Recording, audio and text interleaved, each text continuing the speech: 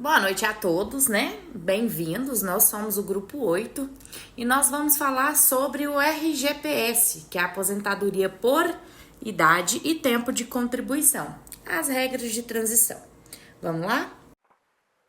Olá pessoal, sou o Rogério, falar com vocês sobre a emenda constitucional 119, que alterou a Constituição aí nas questões da aposentadoria, né? O que acontece? Essa emenda basicamente veio para acabar com a aposentadoria que existia sem critério de idade, né? A aposentadoria que era só por tempo de contribuição, que era 35 anos para o homem, 30 para a mulher, com carência de 180 meses. Hoje não mais existe, né? Hoje a regra é 62 anos para a mulher, 65 para o homem, com carência de 15 anos para a mulher e 20 para o homem.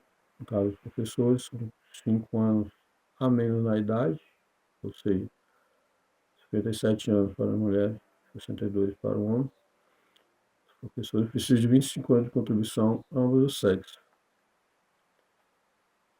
Acontece que as mulheres tiveram a regra de transição, vou falar especificamente sobre as mulheres aqui, elas tiveram a regra de transição que determinou que é acrescentar 6 meses por ano de 2020 até 23, até chegar aos 62 anos, então não foi automático, né? Também houve o pedágio, né, que o Antônio falou isso, o pedágio, se não falou, ele vai falar ainda, nosso colega Antônio aí. E temos aí também o sistema de pontos, para quem não tinha ainda tempo de contribuição necessário nem para a regra do pedágio, nem para se aposentar mesmo. O sistema de pontos aí diz que a somatória de idade e tempo de contribuição lá no ano de 2020 seria 86 para a mulher, 96 para o homem. Então só poderia se aposentar se chegasse nesse mínimo aí. E vai aumentar um ponto, está sendo aumentado um ponto, até que se chegue a 100 pontos para mulheres e 105 para homens. Então, quem está nessa reposição aí, vai olhar uma tabela lá de 2020 para cá, de 86, 96, aumentando um ano, um ponto a cada ano até chegar 100 para mulher, 105 para homens. O salário de benefício antes era 80% das maiores contribuição. De julho de 94 para cá, hoje é 60% de todo o período, podendo ser acrescentado 2% para cada ano trabalhado e contribuindo, né? Que ultrapasse esse mínimo de 15 anos para mulher e 20 para homem. Então é isso, obrigado, espero ter ajudado, até a próxima. Vamos lá, pessoal. Eu vou falar um pouquinho aqui. Eu trouxe um resumo para não ficar tão extenso o assunto, mas é sobre a aposentadoria por idade rural no Brasil, que teve algumas alterações depois dessa reforma previdenciária. A regra, vamos primeiro às regras dos trabalhadores rurais. A idade mínima continua sendo a mesma, 60 para homens, 55 para as mulheres, né? O tempo de contribuição. Antes da reforma, o trabalhador precisava comprovar 15 anos de atividade rural, sem a exigência de contribuição, né? E com a reforma, a regra de transição manteve essa exigência, mas agora é necessário que os trabalhadores comprovem o tempo de atividade rural durante esses 15 anos, né? Como que ele vai conseguir comprovar isso? A partir de contrato de trabalho, carteira de trabalho assinada, às vezes desenvolvendo algumas funções ali com testemunhas também, Alguns juízes levam em consideração, não são todos, mas tem alguns que levam. E dando sequência aqui, vamos falar sobre os desafios para os trabalhadores rurais, né? Que são essa documentação da prova de atividade rural, que é um dos maiores desafios, pelo motivo que a atividade rural, a maioria, ela não é comprovada por contrato de trabalho, nem por carteira assinada, porque na grande maioria são prestadores, não é prestador, não é um prestador de serviço, mas são atividades autônomas, né? Às vezes ali um produtor rural que produz para o seu próprio sustento, para o sustento da sua família. Então, isso daí pega bastante nessa questão. E o impacto econômico e social, né? Que é a exigência de continuar trabalhando por mais tempo, pode ser muito desgastante, isso é fato, né? E a falta de orientação adequada pode levar à perda dos benefícios. Então, a maioria desses trabalhadores rurais, eles não têm, digamos assim, esse conhecimento, saber dos direitos, dos deveres. Então, passa o tempo, perde aqueles benefícios. Então, isso acaba tendo um impacto negativo, digamos assim. E agora, para finalizar, para não ficar muito extenso, as transições das regras de aposentadoria por idade rural traz à tona a necessidade de políticas públicas que facilitem o acesso à informação, que é o que eu acabei de dizer, né? Além do suporte jurídico e técnico para que os trabalhadores rurais possam se adaptar às novas exigências. Então, o interessante seria que se todos tivessem as informações necessárias para saber de seus direitos e deveres. E também essas mudanças, embora necessárias do ponto de vista da sustentabilidade previdenciária, impõem desafios consideráveis aos trabalhadores rurais, que dependem do apoio contínuo para superá-los, né? Então, por hoje é só. Muito obrigada pela atenção de todos e vamos dar sequência aqui no nosso trabalho. Obrigada. Olá pessoal, meu nome é Antônio. Vou falar sobre a Emenda Constitucional 103 de 2019, especificamente sobre o pedágio 50% e o pedágio 100%, que são duas regras de transição que trazem mudanças significativas para o sistema previdenciário brasileiro. O pedágio 50% é uma das regras de transição introduzida pela reforma da Previdência, através da Emenda Constitucional 103 de 2019. Para a aposentadoria por tempo de contribuição. Essa regra é aplicável aos segurados que na data da promulgação, que foi em novembro de 2019, estava a menos de 2 anos de completar o tempo mínimo necessário para se aposentar, que é de 30 anos de contribuição para mulheres e 35 para homens. Como funciona? Exemplo, João, em novembro de 2019, se João em novembro de 2019 estivesse 1 ano de completar o tempo mínimo de contribuição, ele teria que cumprir um pedágio de 50% sobre esse ano. Isso significa que ele precisaria contribuir por mais 6 meses, né, além do ano restante que faltava, totalizando um ano e 6 meses.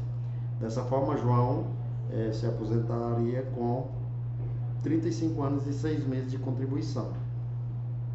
Nessa regra do pedágio 50%, há o prós e o contra, né? Que no caso, não exige idade mínima, mas é aplicado o fator previdenciário, que conforme a sua idade e tempo de contribuição total, pode ter redução no valor do seu benefício. Isso porque primeiro é feita uma média de todos os benefícios desde julho de 94 e sobre essa média é aplicado o fator previdenciário, né?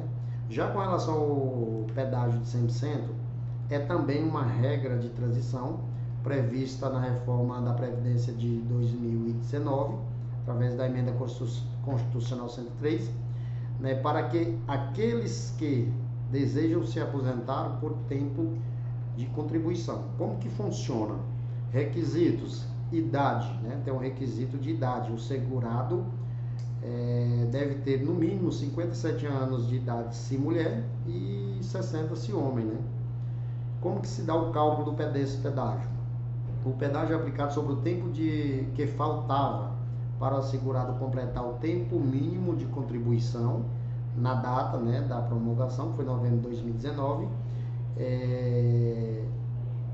Se faltava, por exemplo, para João 2 anos, né, para completar o tempo de contribuição, João terá que trabalhar esse tempo restante mais um pedaço de 100%, que no caso, ou seja, precisaria contribuir com 4 anos ao invés de 2. E aí João se aposentaria, no caso, com 37 anos de contribuição. Valor da aposentadoria. A vantagem dessa regra é que o fator previdenciário não é aplicado, o que significa que o segurado terá direito a 100% do valor do seu salário e benefício, sem a redução que ocorre no cálculo pela aplicação do fator previdenciário. Essa regra, né, é considerada considerada mais vantajosa, porque é feita uma média de todas as contribuições desde julho de 94 e o valor da aposentadoria é o valor integral, né, sem redução do fator previdenciário. E é isso, pessoal. Eu espero ter contribuído, né, para o aprendizado e encerro aqui.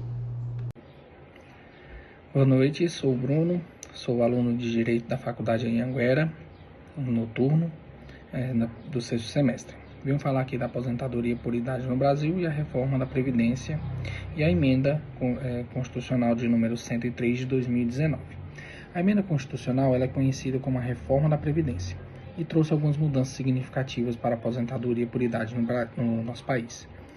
A reforma alterou a concessão de benefícios com o objetivo de equilibrar as contas e tornar o sistema mais sustentável. As principais mudanças na aposentadoria por idade foi a própria idade e o tempo de contribuição. Para as mulheres que com a idade mínima de 60 anos, está aumentando progressivamente 6 meses até atingir 62 anos em 2023. O homem se manteve a idade de 65 anos.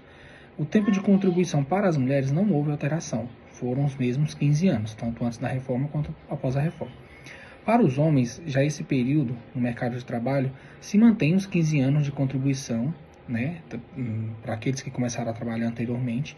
No entanto, para os novos segurados, que veio de 2019 para cá, de novembro de 2019 para cá, teve uma alteração no tempo mínimo de contribuição de 20 anos. Tá? A regra de transição da reforma estabeleceu para quem já estava no mercado, né, como eu disse, antes da sua aprovação, de forma de evitar um impacto, né. Essas regras de transição são importantes para que o segurado que estavam perto de se aposentar continuassem e se aposentassem no tempo que eles já se programaram para isso. Tá? A idade mínima progressiva para as mulheres, como eu venho dito, são 60 anos, né? Começou em 2019 e aumenta de 6 em 6 meses até atingir 62 anos em 2023. Sistema de pontos. Uma combinação de idade com tempo de contribuição e a somatória de pontos, que aumenta anualmente. Como é feito esse cálculo? Esse cálculo do sistema de pontos da aposentadoria passou a ser calculado com base em 60% da média de todos os salários contribuídos desde 1994. Com um acréscimo de 2% para cada ano de contribuição que exceder 15 anos para mulheres e 20 anos para homens. Então, isso significa que quanto mais tempo de contribuição o segurado tiver, maior vai ser o valor do seu benefício. Impacto para a reforma. Equidade e sustentabilidade. A reforma visa tornar o sistema previdenciário mais sustentável, reduzindo o déficit e equilibrando o tempo de contribuição e expectativa de vida. Adequação gradual, né? A introdução das regras de transição permitem uma adaptação gradual do segurado às novas regras. Tá? Essas mudanças impactam diretamente os segurados, que se preparam para a aposentadoria exigindo de um planejamento previdenciário mais cuidadoso. Ou seja, a reforma da Previdência ela teve essa alteração. O nosso sistema estava defasado e com isso o intuito de dar mais uma sustentabilidade para que nós possamos se programar de uma forma melhor para chegar nesse período de aposentadoria. Eu fico aqui com o meu vídeo. Muito obrigado, tenha uma boa noite. Espero que tenha entendido. Boa tarde, meu nome é Joel, eu vou falar da aposentadoria especial. Essa aposentadoria é um benefício para os trabalhadores que exercem atividades expostas a agentes insalubres ou periculosos. Dessa forma, a existência dessa aposentadoria se justifica para proteger a saúde, a vida de alguns grupos de trabalhadores expostos a riscos maiores. Os agentes insalubres se dividem em químicos, físicos e biológicos. Para tanto, você precisa entender que a ideia é de antecipar a aposentadoria desses profissionais para afastá-lo do contato com agentes que colocam a sua vida em risco. Nem toda insalubridade ou periculosidade dá direito à aposentadoria especial. Os agentes periculosos são aqueles que colocam em perigo a vida dos profissionais. Dessa forma, os principais agentes periculosos são os seguintes: eletricistas, acima de 250, pessoas que mexem com explosivo, pessoas que mexem com combustível, petróleo, etc. Perigo inerente como policiais e vigilantes, e assim por diante. Quais são as profissões que têm direito à aposentadoria especial? Bombeiro, britador, eletricista acima de 250 volts, pessoas que mexem com produtos químicos e assim em diante. São apenas alguns profissionais. Em como funciona agora a aposentadoria especial. Antes da reforma, você tinha 25 anos de atividade comercial em caso de risco baixo, 20 anos de atividade especial em caso de risco médio e 15 anos de atividade especial em caso de risco maior. A quantidade mínima nos anos necessários era 15, 20 e 25. Vai depender da agressividade do agente e o prejuízo da saúde. Por enquanto, você precisa saber que quanto mais agressivo for o agente prejudicial à saúde, menos tempo o trabalhador vai precisar se expor tipo assim, vai ser uma coisa antecipada. Para quem começou a trabalhar antes da reforma, 25 anos de atividade especial, mais 86 pontos em caso de risco baixo. 20 anos de atividade especial, mais 76 pontos em caso de risco médio. E 15 anos de atividade especial, mais 66 pontos em caso de risco alto. Ou seja, a reforma acrescentou um requisito mínimo de pontos, além de tempo de atividade especial para a concessão de aposentadoria. Este mínimo de pontos é a soma da idade com o tempo de atividade especial do trabalhador, ou seja, se você tem 50 anos de idade e 20 anos de atividade especial, você tem 70, 50 mais 20. Para quem começou a trabalhar depois da reforma, 25 anos de atividade especial mais 60 anos de idade em caso de risco baixo. 20 anos de atividade especial mais 58 de idade em caso de risco médio. 15 anos de atividade especial mais 55 em caso de risco alto, ou seja, tem que somar 86 pontos para a aposentadoria antecipada. Como eu disse, é possível aposentar com 15, 20, 25 anos de atividade especial, mas que define essa aposentadoria? Como saber o tempo necessário para cada profissão? Em geral, a lógica é a seguinte: quando um agressivo nocivo, mais cedo o profissional expõe a aposentadoria. Quem pode aposentar especial, quem pede aposentadoria especial continua trabalhando? Recentemente, o STF decidiu que quem recebe a aposentadoria especial não pode continuar trabalhando na mesma atividade. Você pode trabalhar em outra atividade que não seja aquela que oferece risco de vida ou alguma coisa referente ao que foi explicado anteriormente.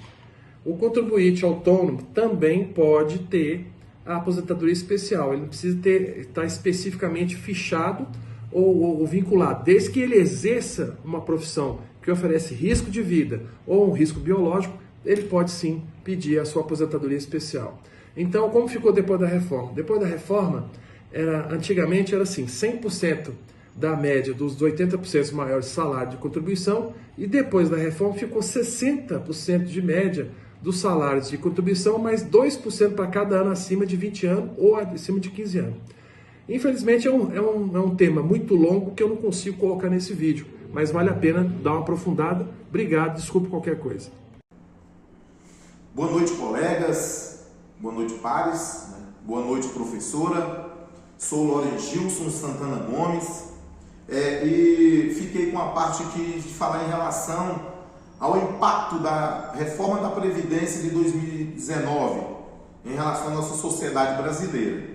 Essa reforma realmente seria necessária, porque da forma que estava, haveria no futuro um colapso geral, né? o Estado não teria condições de pagar as aposentadorias, devido à contribuição, né? A contribuição iria para o Estado e acontece que não iria ter dinheiro no futuro.